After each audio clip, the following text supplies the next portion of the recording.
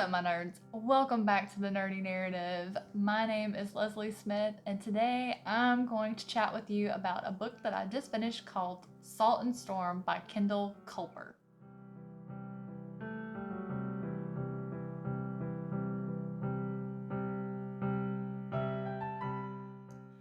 So this little gem came out in 2014, and I will be completely honest with you, I have never heard of it before. I've never heard of the author, Kendall Culper, before. So how I came to read this book is I am participating in the Owls Magical Readathon this year. So G has a spreadsheet where people could go and make recommendations for other of us who needed some help finding books to match up for our OWL exams. So this book satisfied my Defense Against the Dark Arts, which is a book that was set on a sea or coast. And I saw this one mentioned on G's spreadsheet a few times by a few different people, and also I went through every book on that sheet and read the synopsis, and this one sounded the best out of all of them, but I still wasn't overly excited about it. So when I got the book in the mail, took a look at the cover, I do like the cover. I find it very interesting. You're not really sure what's going on. Is she caught in a storm? Or is it a hurricane? It's very interesting. You don't know exactly what's going on. It looks like she's caught on a pier of some kind in the midst of a storm or hurricane. So, first thing I do is I read the back, which says Dream Teller, Storm Raiser, Prisoner. Already I'm hooked by that. Avery Rowe is her mother's captive, and she has fought her whole life to escape and take her rightful place as the Witch of Prince Island. Though the island is nothing more than a windswept rock out in the ocean, the witch's power is legendary, and it is Avery's birthright.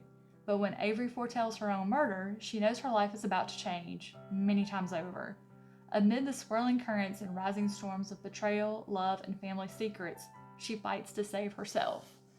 Yeah, I love that. Totally, I was 100% interested, and this actually was the second book I chose to read this month from Owls. So then I sat down, I got started on it, I read 2 or 3 chapters, and immediately I realized this was for a much younger audience. So upon further inspection, it is definitely a YA romance-ish. And I thought, ooh, am I gonna like it? Is it too young for me? Avery, the main character, is 16, and I thought, I'm probably not gonna like this as much as I thought. I thought it was gonna be a little too young for me, but I kept reading because I needed to pass my exam, right? So I ended up reading this book in 2 sittings. It was fantastic. It kind of started out sounding young, but then again, when it opens up, Avery is very young herself. I want to say she's maybe 6. Then it kind of skips to when she's 12 and then goes to when she's 16. And it is a really, really interesting story. And I'm going to tell you, I wasn't even halfway through and I realized that this is a series. There is another book out and Leslie's going to get that book, okay? So this book has it all for me. I love the cover. I thought the synopsis was very adequate, and the story itself was very compelling, very interesting. It is about Avery Rowe, who is a witch. It is about Avery Rowe, and Avery is born to one day assume the role of the Rowe Witch of Prince Island, and the Rowe Witch is responsible for looking over the safety of the island, the men when they go out on the ships to hunt whales. Basically, the Rowe Witch ties the wind is what it's called, where she keeps the waters calm around the island, protects the sailors while they're out at sea. She makes charms, they do healing, all sorts of things. And so the witch is very well respected. However, Avery's mother throws a monkey wrench into the whole scheme of things. So the Rowe Witch generally passes the mantle to her daughter in her 40s. The Rowe Witch does not live long. Since Avery's mother refused to use magic and abandoned her duty to become the next in line, Avery's grandmother is forced to continue to be the witch well past the years that she needed to. Avery's grandmother is raising Avery to assume that role. However, Avery turns 12, her mom shows up seemingly out of nowhere, drags Avery away, and actually curses Avery so she cannot leave and go back to her grandmother. So Avery basically hates her mother, and she's doing everything she can to break the curse so she can go back to her grandmother, because all Avery wants to do is become the Road Witch. However, Avery cannot figure out how to unlock her magic, and her mother, of course, won't help her. Into the picture comes Tane, and he's a foreigner. Tane is in Prince Island because the ship that he has signed a contract with to work on docks there for a while. And these two meet, and they come to a mutual agreement.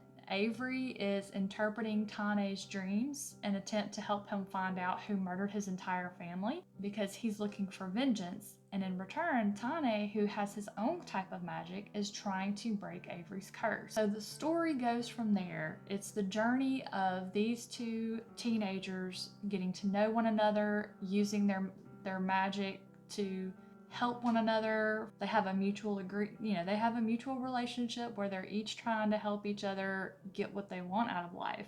But of course, the best laid plans just never seem to work out.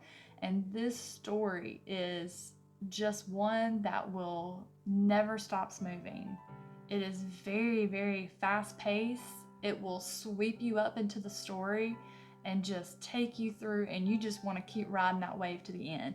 I did not want to put this book down. I loved it. Like I said, I wasn't halfway through, and I knew I was going to be getting that second book in the series. And I believe there's going to be, I'm not sure how many books are going to be in this series, but I cannot wait to get the next one. So I definitely plan to try to get the next one for next month's TBR. So that's just the basic storyline. There is so much more to it. The journey that these two teenagers embark on together is just amazing. And it does have some romance in there. And in my opinion, it has the right kind of so this is definitely a book marketed for teens. And I really appreciate the fact that the author, while she did include romance, she included the appropriate type for a teenager to be exposed to, in my opinion. So if you're a mom or dad and you are looking for clean books for your teenager to read that they would enjoy, this would be perfect. Would I recommend this book? Absolutely. I loved it. I found nothing about this book that I didn't like. Like I said, it's a total package. Loved the cover, thought the synopsis was fantastic, and the book itself was just outstanding.